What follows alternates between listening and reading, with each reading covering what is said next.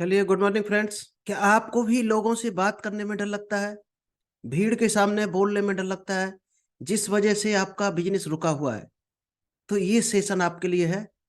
नमस्कार दोस्तों, मेरा नाम इंद्रपाल सिंह, एक digital network marketing coach and business consultant. तो अभी तक जो पब्लिक स्पीकिंग है, जो आज का टॉपिक है, जो ऑलरेडी डाला हुआ था आपको लिंक में, पब्लिक स्पीकिंग यानी लोगों से बातचीत करने में आप कैसे परफेक्ट हो। तो 11 सेशन अभी तक आपको हम दे चुके हैं। अगर अभी तक आपने नहीं देखे हैं या कोई धोखे से आपका मिस हो गया है, लाइव आते हो तो बहुत बेहतर रहेगा। अगर नहीं आ पाते हो तो हमारा यूट्यूब चैनल आप सब्सक्राइब कर लीजिएगा। उसी पर आपको 1 से लेकर 11 तक के पब्लिक स्पीकिंग के पार्ट पड़े हुए हैं। एक एक करके देख लेना, तो आपके लिए इजी हो जाएगा आगे समझना। तो आज जो टॉपिक हम लेकर आए हैं पब्लिक स्पीकिंग का पार्ट 12, जिसका नाम रहेगा वेयर टू बिगिन।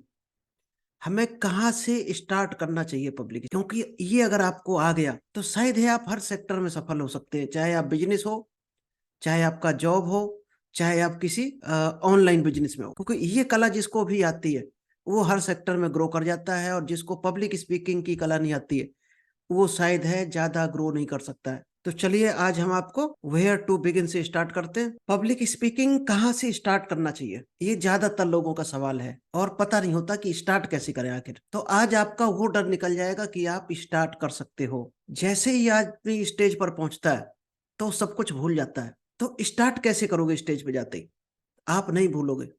आपको स्टेज पर जाते ही, या जूम मीटिंग कर रहे हो, ऑनलाइन कर रहे हो, तो सबसे पहले आपको सवाल पूछना है। अगर ये कला आप सीख पाए, लोगों से सवाल पूछ दो, अब क्या होगा? लोगों का ध्यान कहाँ चला जाएगा? आंसर ढूंढने में। आंसर ढूंढने में चला जाएगा और हर आदमी बिजी हो जाएगा। इसका मतलब क्या होता है? आपको किस चीज का डर लग रहा था स्टेज पे जाने में? यही तो लग रहा था कि लोग क्या सोचेंगे हमारे बारे में, कोई गलत शब्द ना निकल जाए, हम कहीं अटक ना जाएं। यही सोच कर अटक जाते हो। ये मत सोचो कि हम अटक जाएंगे, लोग क्या कहेंगे, सोचना ही नहीं कुछ भी। तो ये टेंशन जो है उसको क्या करना है? दूर करने का क्या हल है? सबसे अच्छा, अपना टेंशन पब्लिक को दे दो जाते जाते। और वो कैसे दे सकते हो आप? उनसे सवाल पूछकर। अगर आपने अपनी ऑडियंस से सवाल पूछ दिए 2-3, तो समझो आपका टेंशन खत्म हो गया और उनका टेंशन शुरू हो गया।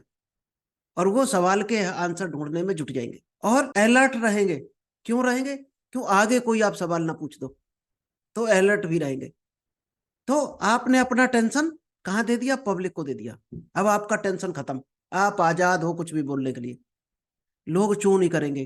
क्यों नहीं करेंगे? इसी डर में बैठे रहेंगे कि पता नहीं कब क्या पूछ दिया जाए। तो तैयारी में लगे रहेंगे लोग। तो ध्यान से सुनेंगे आपके एक एक शब्द को। और आप स्पीच दे रहे हैं और लोग बातें कर रहे हैं आपस में, तो दोस्त आपका स्पीच जीरो है, बेकार है। कई बार आपने स्पीकर्स को देखा होगा, इन्वॉल्व करके रखते हैं लोगों को। बीच बीच में पूछते हैं, कभी एक्सरसाइज, कभी हंसी मजाक कराते हैं, कभी किसी को खड़ा करके कुछ पूछ लेते हैं। तो ये इन्वॉल्व या इंगेज करने का एक तरीका है। तो आप में से कितने लोग ऐसे हैं, कमेंट्स बॉक्स में अभी हमें बताएं, जो नेटवर्क मार्केटिंग कर रहे हैं, जो कम से कम 6 महीने से या इससे ज्यादा टाइम हो गया है। अगर इतना टाइम हो गया और आपने अभी तक बोलना नहीं सीखा है, तो दोस्त वो 6 महीना आपने बेकार कर दिया। आपने डायरेक्ट सेलिंग को 6 महीने बर्बाद कर दिए अपने। और दोस्त टाइम जो बर्बाद करता है वो उसकी पूरी जिंदगी नरक बन जाती है। इसलिए अपने टाइम को बड़ा सोच समझ कर यूज करना है। अब मान लीजिए आप ऑडियंस में गए, सबसे पहले कैसे सवाल पूछ सकते हो? आप पब्लिक से जाकर पूछ सकते हो ऑडियंस से कि आप में से कितने लोग हैं जो 6 महीने से ज्यादा नेटवर्क मार्केटिंग करते हुए हो गया। Hand raise please. तो अब क्या करेंगे? लोग हाथ खड़ा करेंगे। तो लोगों का ध्यान कहाँ गया? वो अपना कैलकुलेशन करने लगे कि हमें 6 महीने से कम हुआ है या ज्यादा हुआ नेटवर्क। इसके बाद जब हैंड डाउन करते हैं तो ऐसे लोगों को पूछते हैं जिन्होंने नेटवर्क मार्केटिंग का नाम पहली बार सुना है। ऐसे कौन कौन से लोग हैं? Hand raise please. अब उनसे आप और भी सवाल पूछ सकते हो। दोस्तों, आप में से कितने लोगों को ऐसा लगता है कि नेटवर्क मार्केटिंग इंडस्ट्रीज में ट्रेनिंग एंड एजुकेशन बहुत ज्यादा इंपॉर्टेंट है? ये क्वेश्चन बन गया। ये भी पूछ सकते पब्लिक से, प्लीज रेज योर हैंड। क्योंकि सभी आपके, चाहे वीडियो हो, चाहे आपका सेमिनार हो, चाहे आपका जूम सेशन हो, दोस्त स्टार्ट होना चाहिए हमेशा हुक। उसको हुक बोला जाता है। आपने देखा होगा, हमारी मीटिंग शुरू होती है सबसे पहले हम क्या बोलते हैं? हुक बोलते हैं। क्या बोल रहा था आज? क्या बोला था? जैसे ही जूम स्टार्ट किया था सबसे पहले क्या बोला था?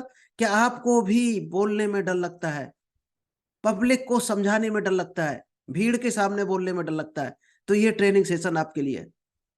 अब क्या होगा? जो लोग बोलने में डरते होंगे वो पूरा फोकस रखेंगे कि आज ऐसा नॉलेज मिलने वाला है कि हमारा डर निकल जाएगा। तो डर निकालना है सबसे पहले। कल हमने डर निकालने की कई चीजें बताई थी कल के सेशन में, नहीं देखा हो तो यूट्यूब पे पड़ा हुआ है, how to face fear, fear को कैसे फेस करना है। चलिए 12 नंबर का क्लियर हो गया आपको कि स्टार्ट कैसे करेंगे, क्योंकि स्टार्ट करना आ गया अगर आपको स्टेज पर, मीटिंग पर, वीडियो, तो एंड करना तो बहुत आसान होता है। स्टार्ट करना हुक से स्टार्ट करना है आपको, और हुक होता है क्वेश्चन मार्क, यानी क्वेश्चन मार्क को सवाल पूछने हैं तीन चार पूछ दो सफिशियंट है, उसी में लोग आखिरी तक बिजी बने रहेंगे। चलिए नेक्स्ट है डिलीवरी मेथड, जो पार्ट 3 रहेगा पब्लिक स्पीकिंग का, वो दोस्त है डिलीवरी मेथड। डिलीवरी मेथड में क्या आएगा, 3-4 तरीके हैं।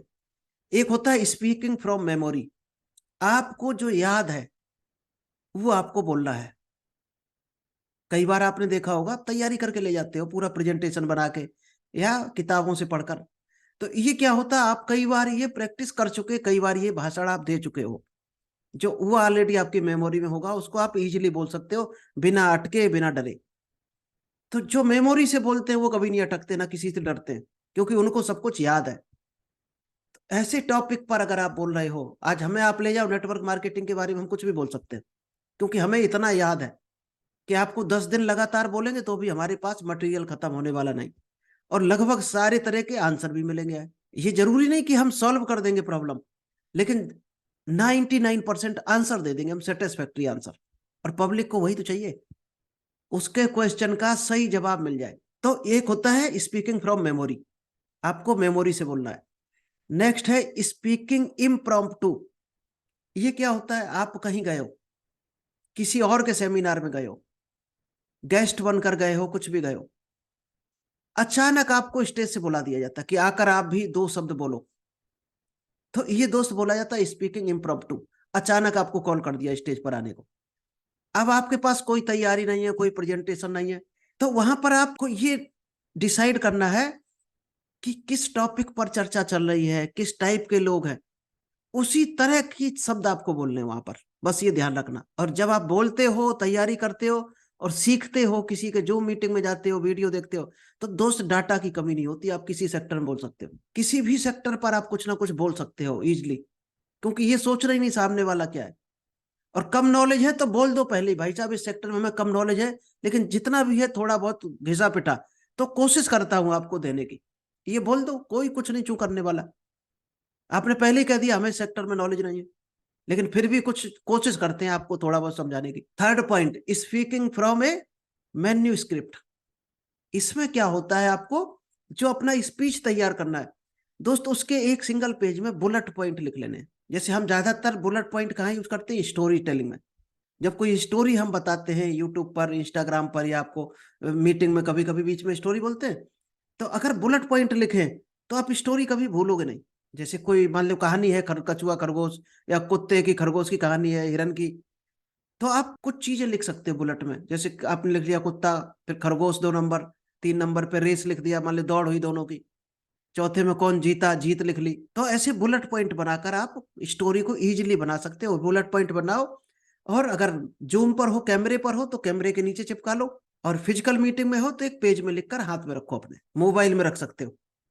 अगर बुलेट पॉइंट है तो आप कभी स्पीच अपना भूलोगे नहीं, भटकोगे नहीं अपने सेशन से। आपका जो भी टॉपिक आपको दिया गया है उस टॉपिक से आप भटकोगे नहीं, क्योंकि आप भटक गए टॉपिक से अगर, तो आपकी पब्लिक थोड़ा सा कट जाएगी आपसे, यानी उसका मन तितर बितर हो जाएगा। और चौथा जो डिलीवरी मेथड है दोस्त, वो है extemporaneous speak without notes only through advance preparation. इसको बोला जाता है कि आपने पूरी तैयारी की है, और दोस्त ये तैयारी जो आप करोगे ये बहुत जबरदस्त तैयारी है। आपने पूरा भाषण लिख लिया, अपना प्रेजेंटेशन तैयार कर लिया, फिर आप एक बार कैमरा ऑन करो और आप बंद कमरे में अकेले बोल डालो उसको, 1 बार 2 बार 3 बार, फिर उसको देखो कहाँ कहाँ गलती की, फिर अगली बार करो, सुधार करने की कोशिश करो। 2 से 3 बार करने के बाद आपका वो डर निकल जाएगा, आपका फ्लो बन जाएगा, आप जहां जहां अटक रहे होगे अटकना बंद हो जाएगा। क्योंकि यही इसी चीज का तो डर होता है कि हम अटक ना जाए, भूल ना जाए अपने स्पीच को, भूल गए तो क्या होगा, अटक गए तो क्या होगा, तो वो डर आपका निकल जाएगा।